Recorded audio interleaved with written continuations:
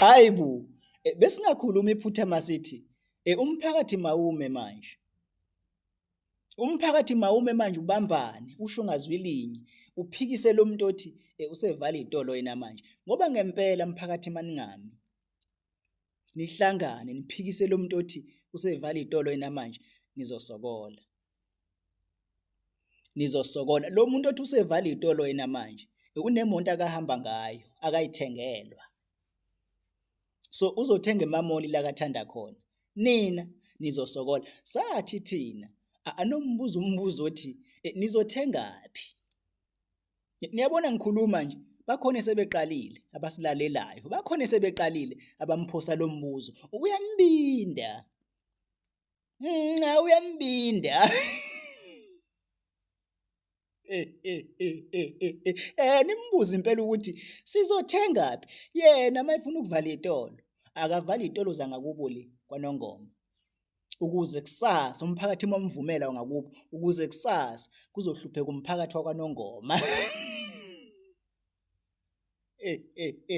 Mayethi uyaqala nje ungene endaweni zangakini, ningamvumeli.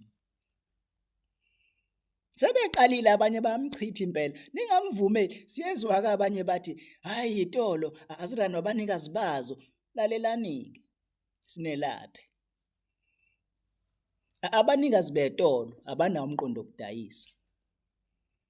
Bavula izitolo ngoba benomqondo wokurentisa. So umuntu onomqondo webhizinisi lokurentisa awukwazi ukumconvince uthi akabe nomqondo wokudayisa ngoba kusasa uzohluleka. Bese nina futhi nimbize ngesehluleki kanti wafunzwa yini.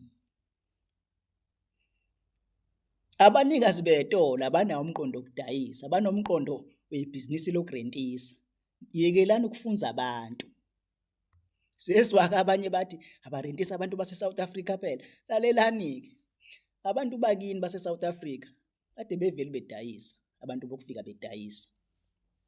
Akwikho ukuthi abantu bokufika kade bedayisa bodwa. Namanje ngikhuluma nje bakhona abantu bala eNingizimu Afrika abadayisayo. Kodwa mawuthi uyahamba uya esitolo somuntu wakini, awuyitholi into oyifunayo. Mawuthi uyangapha esitolo sabantu bokufika, uyayithola into oyifunayo. Kwenziwa yini lokho? Kuzoshintsha phi manje ithi abantu bokufika bavale kuvula abantu bala? Baveli phela bavulile basebenza. Kuzoshintsha phi? Msanokudukisa abantu bakithi. Mphakathi siyazi ukuthi abanye benu bahlala kude namamall. Manivumela lo muntu ethi uvala izitolo nizosokola. Siyazi ukuthi mphakathi abanye benu bakweleta kibo labantu bekhokha ukuphela kwenyanga.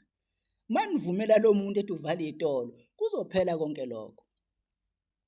Nina mbuzeni umbuzo nje othi sizothengaphi? Nimbuze nje nikhululeke. Ngeke nishaye, ngeke nenze lutho. Make wanibeka isandla ngokuthi nimbuze lo mbuzo, anositshela mhlawumbe ilake eyoqondana khona. Uzoboshwa futhi nawe uyakwazi lokho. Namaphoyisa akhe lawa abangani bakhe ngeke ekwazi ukumdefend. Mase sifikile nje uzoboshwa engcoliswa ithupha lezi.